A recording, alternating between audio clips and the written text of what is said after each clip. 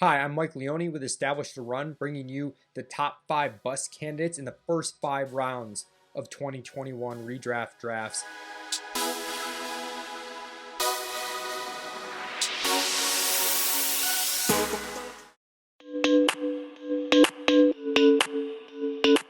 First bust on the list, Najee Harris.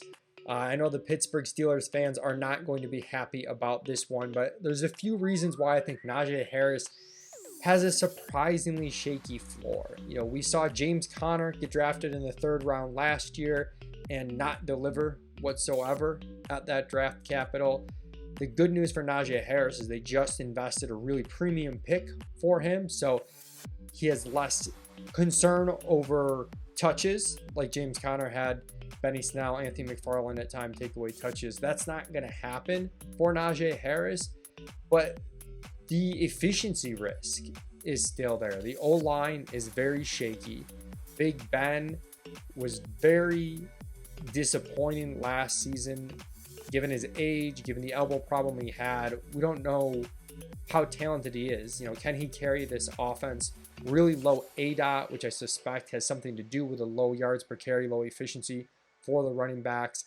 And then for Najee Harris himself, even though he was kind of consensus top running back in this class, slightly ahead of Javonte Williams and Travis Etienne, not the most explosive player. He didn't have very many big plays at Alabama. He doesn't have that game-changing speed, breakaway potential that Travis Etienne had. He's more of an Eddie Lacy type. He's a grinder, and those types of guys will do well when the offense does well, but they're very fragile and have a ton of systemic risk. If the offense does not do well, they don't have the efficiency, to turn that type of season around.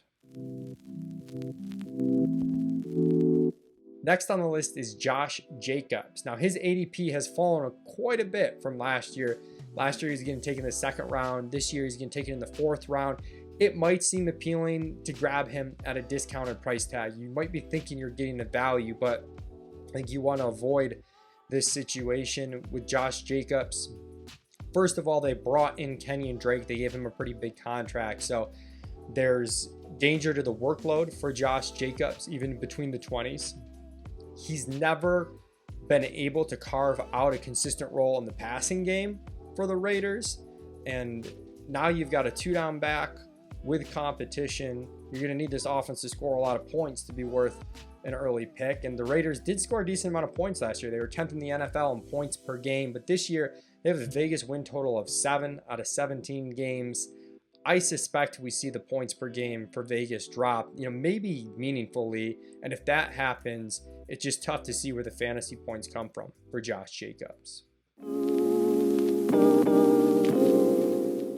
Keeping with the theme of running backs, we have David Montgomery here, who was a league winner last season for the Chicago Bears. And a lot of that had to do with the Tariq Cohen injury, and it became basically the David Montgomery show. He was seeing volume in all facets of the game for the Bears. It's exactly what you want. You want to see the goal line carries, you want to see the targets, and you want to see the in between the 20 carries. Montgomery did it all. I'm concerned this year a lot of that workload could get taken away from him. Not only do we have Tariq Cohen back from injury to take that passing down role, they brought in Damian Williams, who's a talented back and can do a little bit of everything. So I think there's low-key job workload risk here for David Montgomery.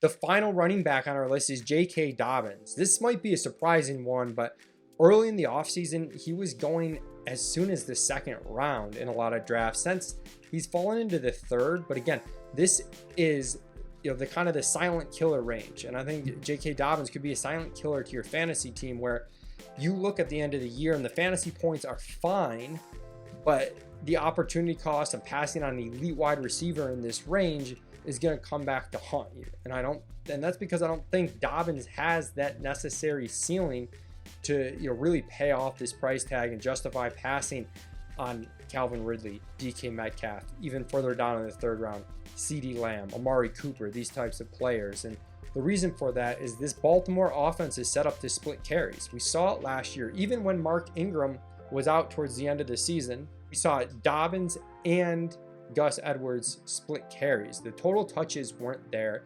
It's also an offense that doesn't provide a lot of targets in the passing game for their running backs. So now all of a sudden you've got someone that doesn't have a workhorse role in terms of rushing the football, and you've got someone whose target upside is limited, and the only way you can achieve a really high ceiling is absurd efficiency. Now, this is the type of offense that can give you really strong efficiency, but we're going to talk a really high TD rate, an absurdly high yards per carry, and even then, he's paying off his price tag. He's not delivering you league-winning upside. So J.K. Dobbins is your silent killer this season.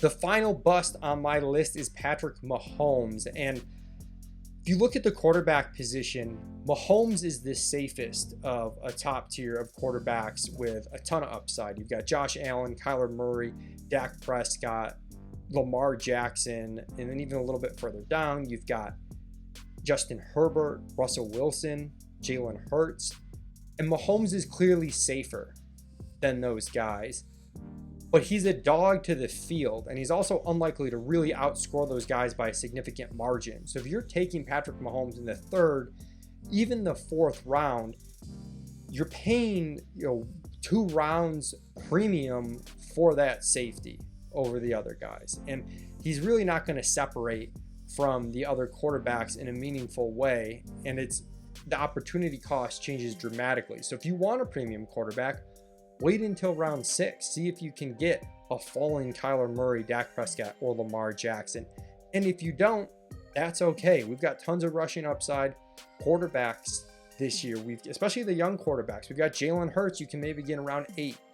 We've got Trey Lance and Justin Fields. You can get in the double-digit rounds, especially in a one quarterback managed league. It's not going to be that difficult to take one of those guys late and then fill in a starting quarterback at the beginning of the year. So structurally, Patrick Mahomes is really going to sap the upside of your team. And similar to J.K. Dobbins, the fantasy points are absolutely going to be there at the end of the year. It's going to look like he had a fine season, and you're going to be blaming some other players for your fantasy team's woes, when the truth is, structurally, the way you drafted by taking that quarterback in the 3rd or 4th round, you just killed your upside right from the get-go.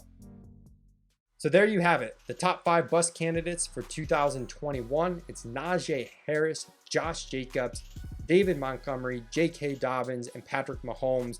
All of these are players that you should currently be avoiding at their ADP. For more, check out EstablishTheRun.com.